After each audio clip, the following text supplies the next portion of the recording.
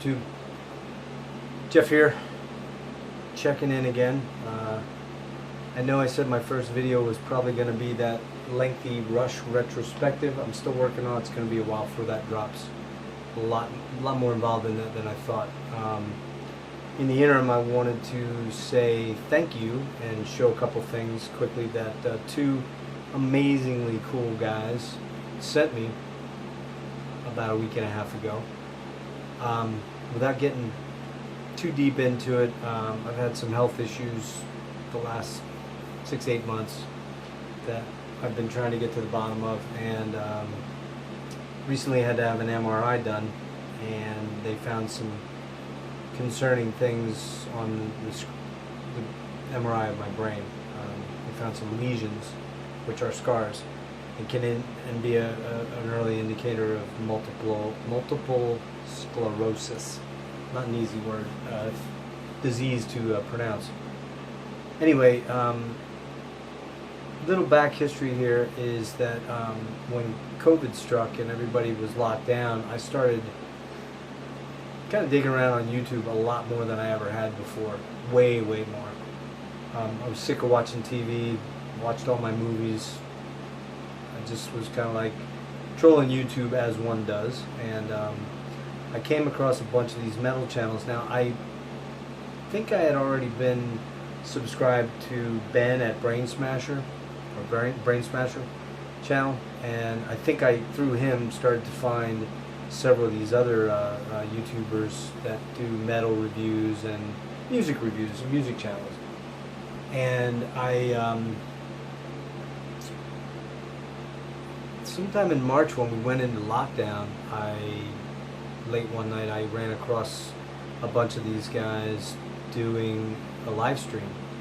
It became kind of addicting. Every Friday you kind of wanted to check out what they were going to talk about, what albums they were going to talk about, what bands, what genres they were going to get into, and they got into all kind of other stuff, and we would watch them get often shit-faced, which was cool. Not always, but sometimes.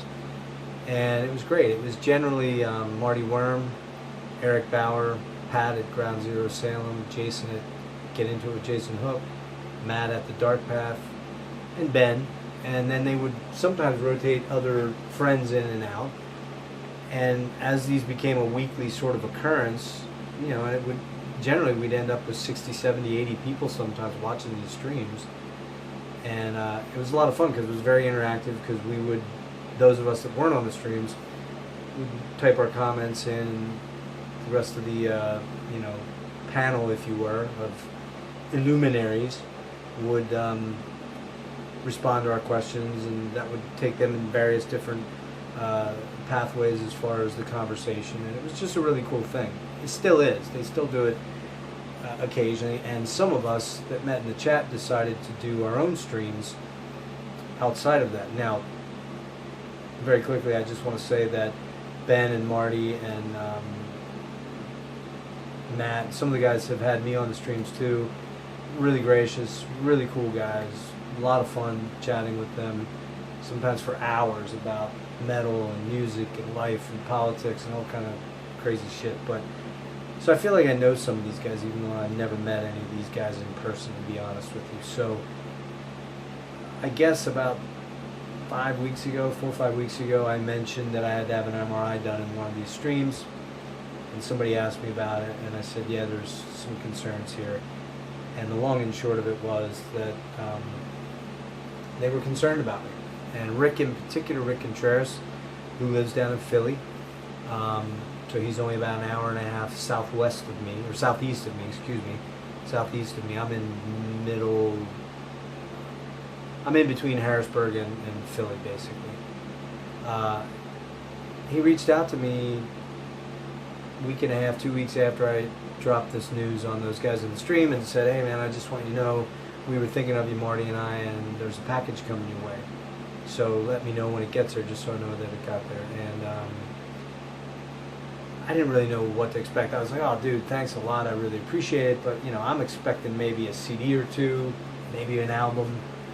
And I get this box, and it's just, it weighs like 12 or 13 pounds. I'm like, what the hell is in here?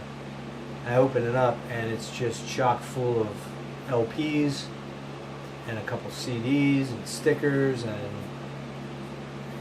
I mean, I'm not a real super emotional guy like that, but man, it hit me hard. I literally was almost in tears. And I hadn't yet seen my neurologist, which I did last week, and they do not think that it's MS, but they're not really sure what's going on, and we're doing some further blood testing, and I'm waiting those results. Anyway, long story short, these guys just went above and beyond the call of coolness, and were very selfless and sent me this beautiful package. And I just want to go over the stuff that's in it. I've not been able to listen to everything as yet. Some of it I was aware of before. I did not own any of it, but some of it I was very aware of before and have listened to some of, but a lot of it I haven't gotten to yet. So there was a lot of Panopticon in this package, which is no bad thing at all. 3 CDs, which are Nordvis, Feinrune, I imagine joint ventures. There's Roads to the North, Kentucky, and I gotta read this one, The Scars of Man on the Once Nameless Wilderness, Part 1. I don't have any experience with this one as yet. This is, I think it's like almost a 2-hour album package, and so I can't speak on that one.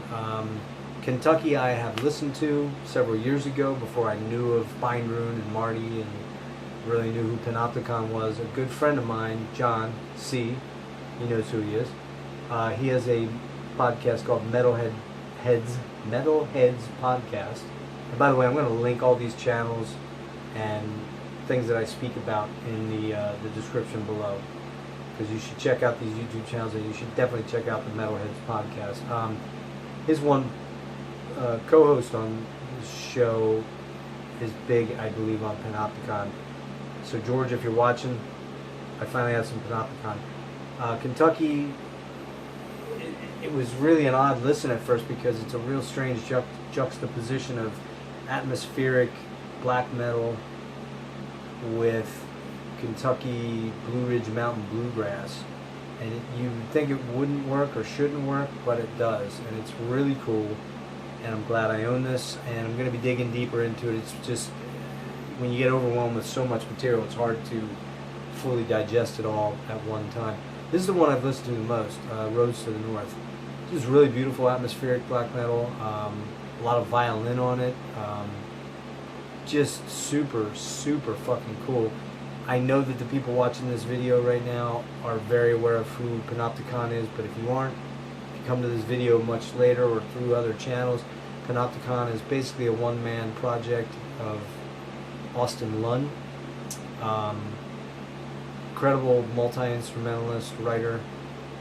I think he plays everything but the violin on this album, or I could be wrong, so don't quote me on that, but I believe there are some background vocalists and stuff like that on it, but I think for the most part, most of it is Austin, with the exception of, yeah, there is some backing vocals. There is,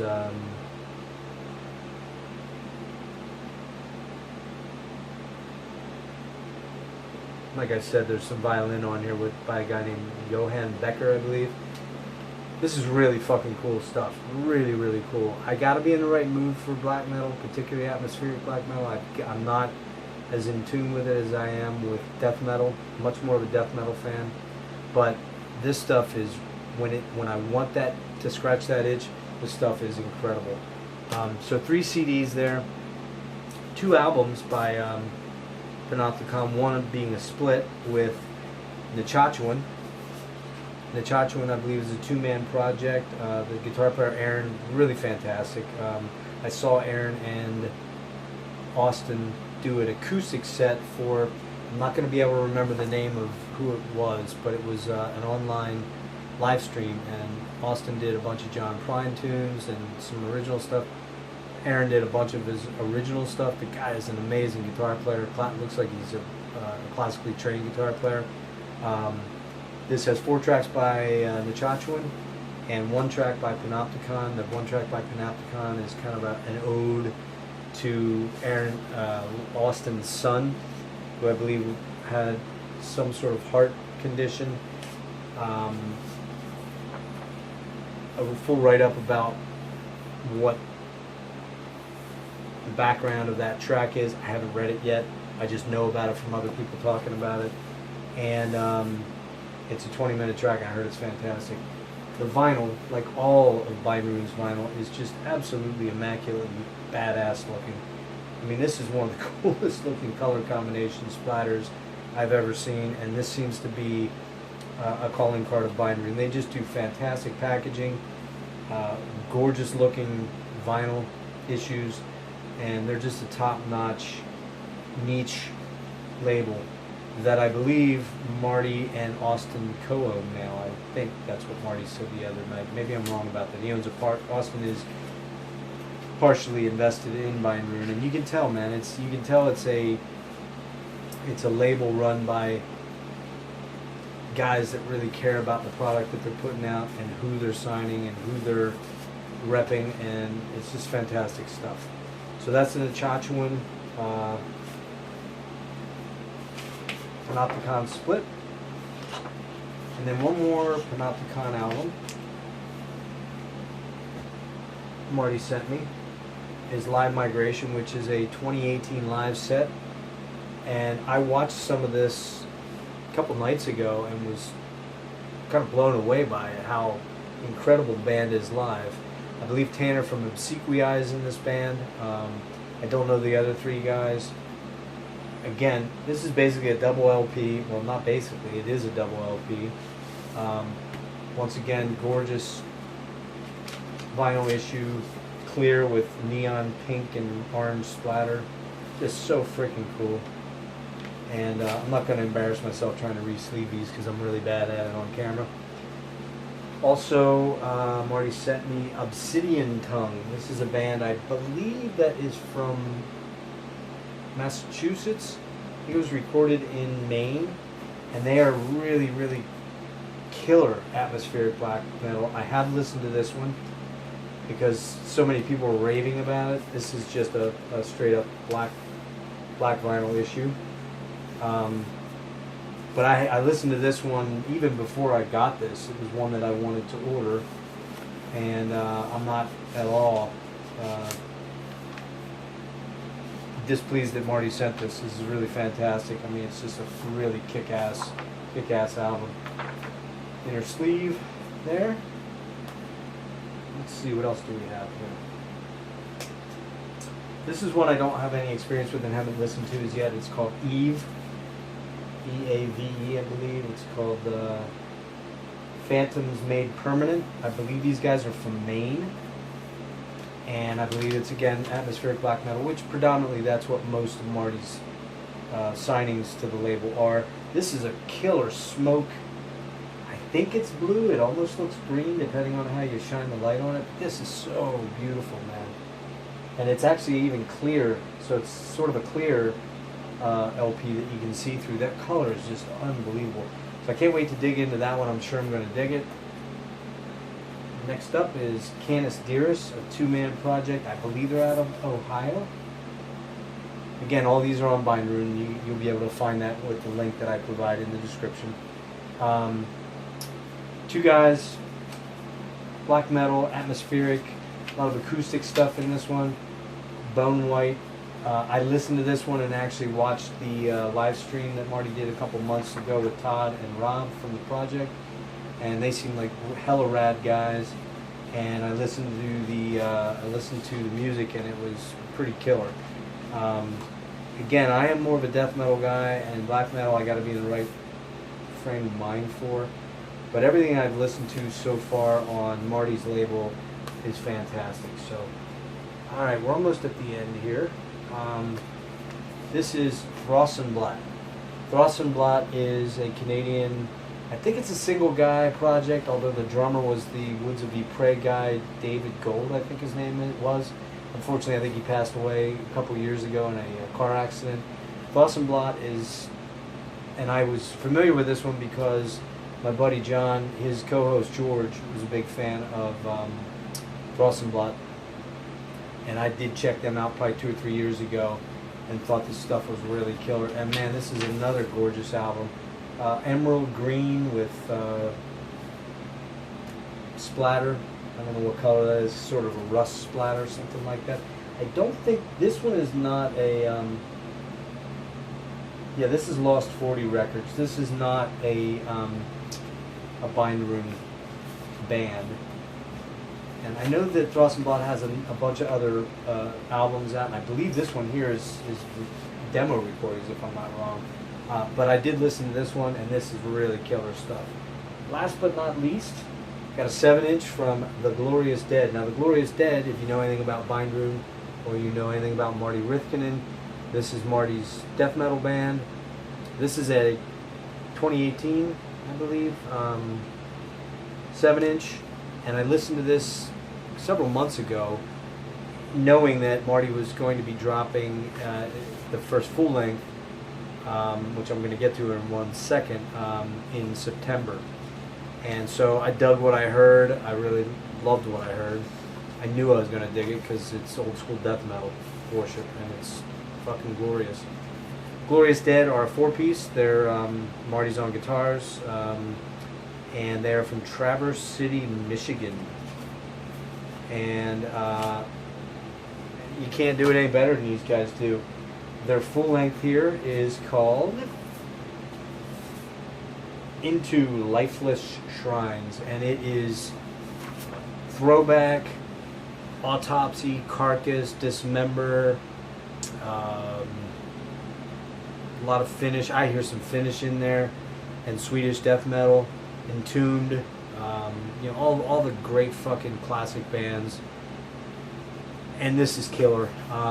Right away I knew I was going to dig it because the vocalist TJ sounds a lot like Paul Kerr, who's one of my favorite death metal guys. His death metal vocals sound a lot like Paul Kerr, and that's a compliment, in my opinion, to the highest order. This album fucking rules. You should get it. Real quick, I did want to show you, of all the albums that were sent to me, by far this is my favorite looking, cosmetically. It's just so freaking gorgeous. White, black, neon green, gray splatter. That is just so beautiful.